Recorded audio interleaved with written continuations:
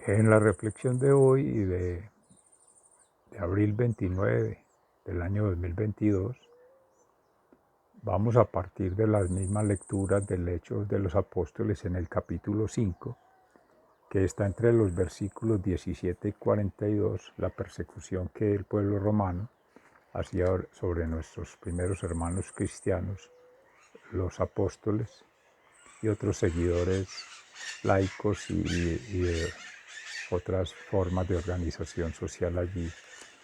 En el capítulo 6 ya vamos a dar inicio a la lectura del anuncio del sacrificio de Cristo a través de la Eucaristía, un año o dos antes de la Pascua, preparando el camino con la multiplicación de los panes. Empieza la providencia. Versículos del 1 en adelante en el capítulo 6. Y el Salmo 27 retomamos: si el afligido invoca al Señor, Él lo escucha. Y si Dios está conmigo, ¿a quién temeré? En recordación de nuestro hermano San Pablo, cuando nos hacía esta bella reflexión. Es así que cuando el jefe de la guardia, junto con los guardias, fue a buscarlos, a Pedro y con quienes habían estado presos, no los maltrataron porque tenían miedo de ser apedreados por la gente. Al llegar los llevaron ante la Junta Suprema y el sumo sacerdote les dijo: nosotros les habíamos prohibido terminantemente que enseñaran nada relacionado con ese hombre. ¿Y qué han hecho ustedes? Han llenado toda Jerusalén con estas enseñanzas y encima quieren echarnos la culpa de la muerte de este hombre. Pedro y los demás apóstoles contestaron: es nuestro deber obedecer a Dios antes que a los hombres. El Dios de nuestros antepasados resucitó a Jesús, el mismo a quien ustedes mataron colgándolo en la cruz. Dios lo ha levantado y lo ha puesto a su derecha y lo ha hecho guía y salvador para que la nación de Israel se vuelva a Dios y reciba el perdón de sus pecados.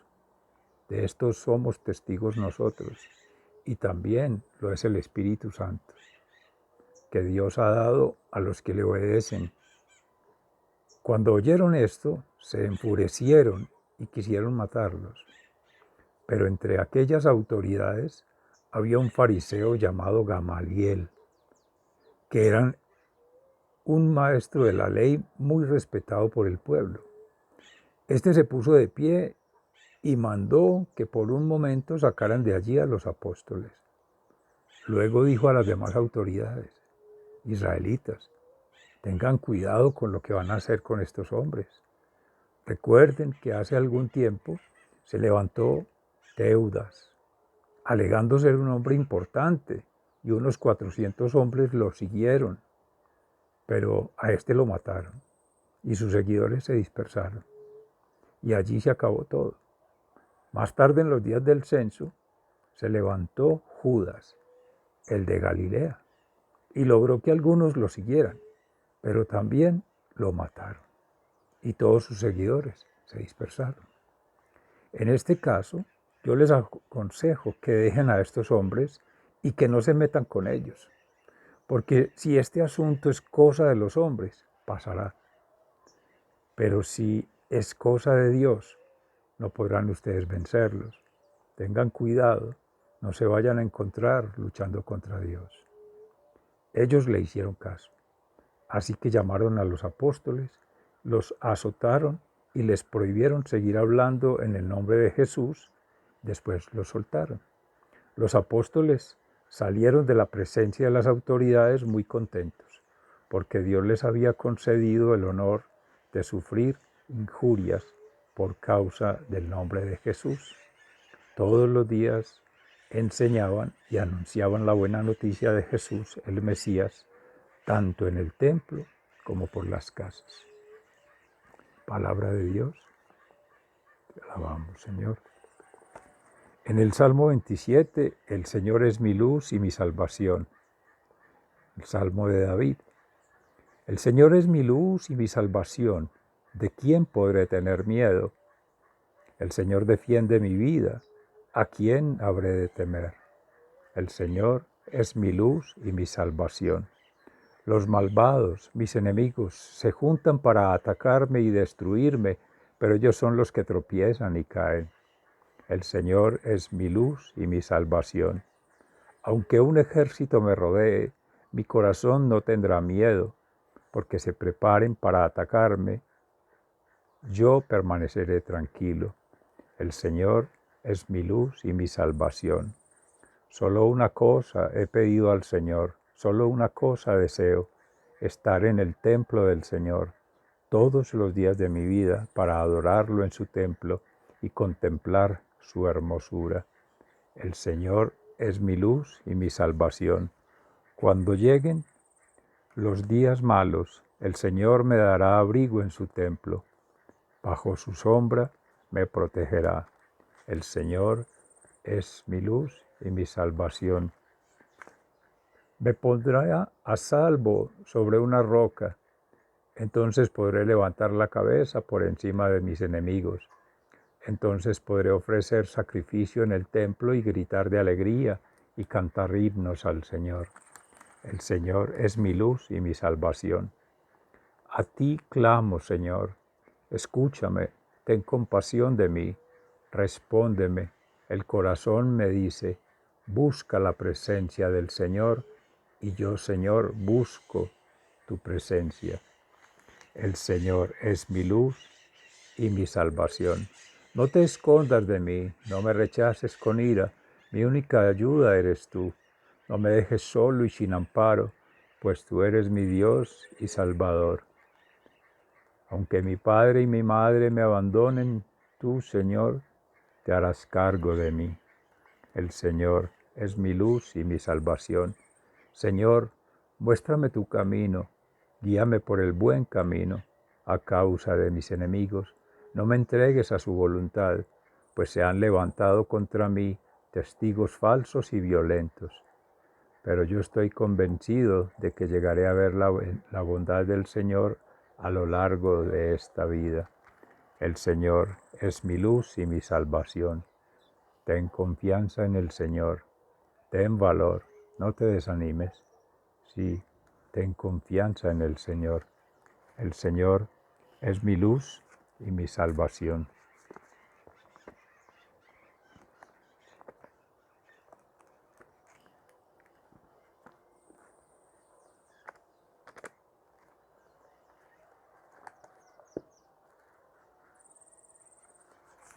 Asimismo, en el Evangelio de San Juan, pasando al capítulo 6 y empezando desde el versículo 1 hasta el versículo 15.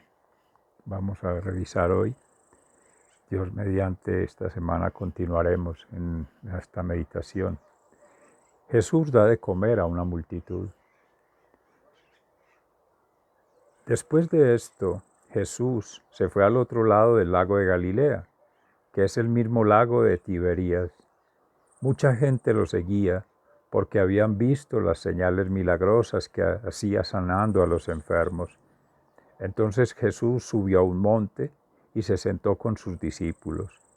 Ya estaban cerca la Pascua, la fiesta de los judíos. Cuando Jesús miró y vio la mucha gente que lo seguía, le dijo a Felipe, ¿dónde vamos a comprar pan para toda esta gente?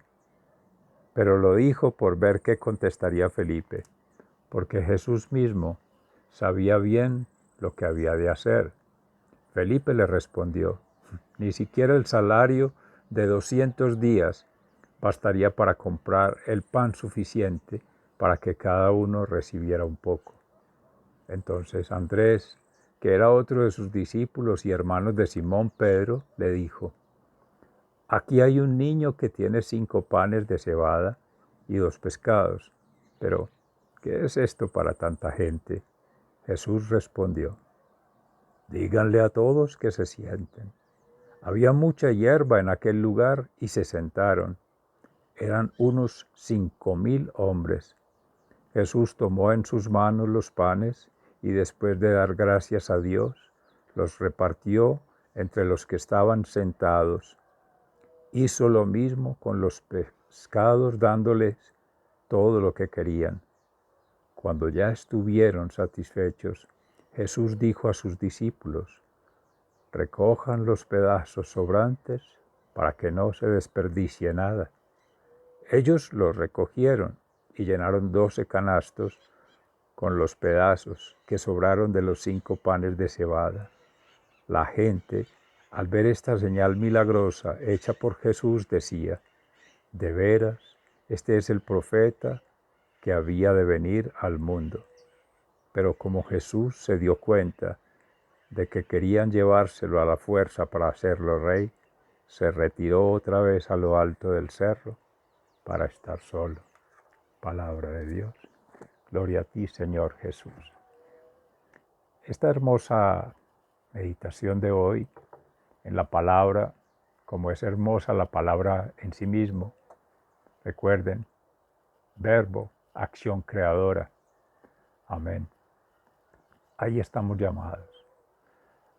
Situados en el primer episodio de los Hechos de los Apóstoles, que son las narrativas de vida, experiencias de vida propia del ser, en este caso cristiano, creyente, obediente, resiliente, frente a lo que es el mundo. Vamos a ver en el Evangelio de San Juan, el mundo, lo mundano, el pecado, el vivir solo para satisfacer las necesidades básicas, esenciales, comer, dormir, la lúdica, etcétera, el placer. Más allá de eso están las inteligencias que nos permiten gobernar con conocimiento, con buena información y con buen acompañamiento espiritual de los maestros, de los discípulos, de los que han caminado un poco más, los mayores, los abuelos, las abuelas, que dan fuerza. Y ese es el alimento de la historia de vida, que es la sabiduría, el arte de saber vivir bien, bendecidos, con providencia, provee todo. Y es el llamado a verlo en la naturaleza.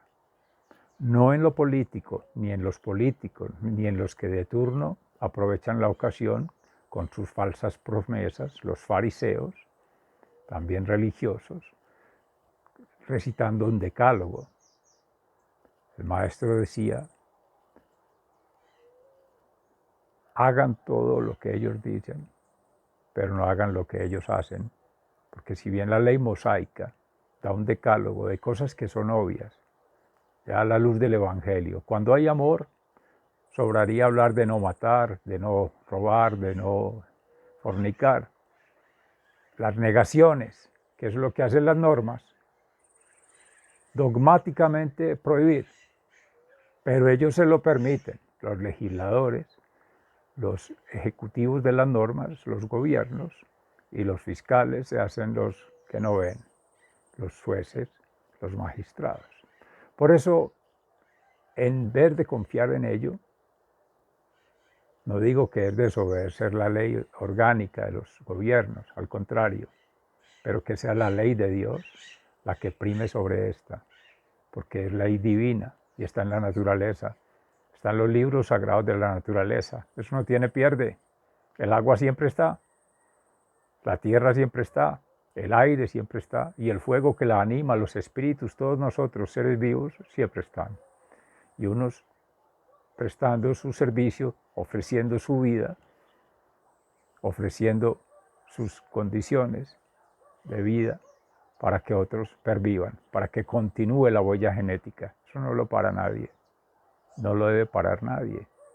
Y ese es el alimento espiritual. Ese es lo que ya en el capítulo 6, iniciando con la reflexión en la palabra de Dios mismo, cuando Él se anuncia en sacrificio voluntariamente: pan y vino, cuerpo y sangre, vida eterna. Por eso en el Salmo hablaba: quiero habitar en tu templo, en tu reino. Pero cuando Dios declara en el Padre nuestro: hágase tu voluntad en la tierra como en el cielo. Danos el pan de cada día. Da por hecho, cuando Jesús ora en la montaña, preferiblemente en el pueblo de Israel, la montaña es el corazón. Cuando medita, cierra sus ojos, conecta con el corazón, da por hecho que el Padre ha satisfecho su necesidad, su petición, su obra. Su palabra es acción creadora, es testimonio de vida. Amén. Es la fe, es la creencia en Él, es creerle a Él, al Padre. Tengamos siempre ese Padre que todo lo provee. Nuestros padres, abuelos y mayores proveían con su palabra, con sus acciones, con sus hechos. Pero la naturaleza per se es la que provee todo lo necesario para la vida humana. Por eso, cuando Él va a repartir los panes, dice sentados sobre la tierra, obviamente. Recordando es allí donde está la riqueza natural, la fuerza de la vida, la posibilidad de pervivir. Esa es una conexión maravillosa entre madre tierra, madre natural, madre celestial, la madre de Dios. Quienes en gracia de Dios creemos en ella como María Santísima, pero que también es la madre que con su vientre, decíamos ayer, establece esa alianza eterna, de vida eterna entre el ser, porque da vida. La mujer tiene la garantía natural, la posibilidad natural, el don divino de la fecundidad, de gestar en su vientre una criatura, crear con Dios para volver a la tierra, volver a la vida, a que cada ser cumpla su misión. No entorpezcamos esa labor, quienes somos padres, educadores, maestros, en una forma es lo mismo, ser padre, ser educador y ser líder, con el ejemplo, con el testimonio, sin ofender, sin atacar, sin chocar. Ese es nuestro legado del amor. Ama ya y para siempre, como ha sido desde siempre, con el Padre Creador, cuando le habló a Abraham, a su hijo Isaac y a Jacob su nieto, y le dio en promesa todos estos miles de millones de seres que hemos poblado el planeta y los habrán de seguir poblando. Amén. Para eso debemos tejer redes de confianza, alianzas de generosidad y poner al servicio nuestros conocimientos, nuestros talentos, la información. Que Dios les tenga siempre bendecidos, sus familias, sus seres amados, sus acciones y emprendimientos, sobre todo sus planes de vida conectados con el plan divino del Señor. Hoy especial mención, 3 nombres que en familia son allí de discípulos queridos. Que sé que en algunas de las familias de ustedes han de tener un Simón, un Felipe y un Andrés, apóstoles muy queridos. Y en especial hoy, con Santa Catalina de Siena, maestra en sus enseñanzas, en su vida de oración mística, de nuestra Madre, Santa Laura Montoya Upegui, y fundadora de esta comunidad maravillosa en Jericó, Antioquia, Colombia, que trabajó con los hermanos originarios, los indígenas. Mire qué hermoso.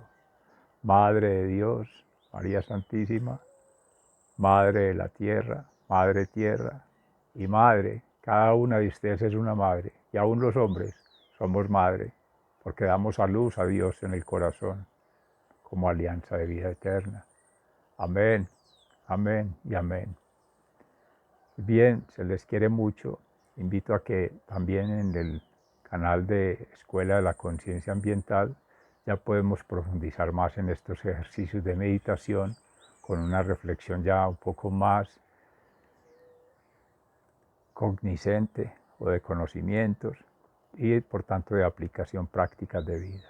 Tenemos estos campus para sembrar, además de sembrar en el corazón, sembrar en la tierra, pero sembrar en su mente inquietudes, iniciativas para sacar adelante proyectos de vida en común, de bien común. Amén. Muchas gracias. Buen día. Hasta pronto. Dios les bendiga.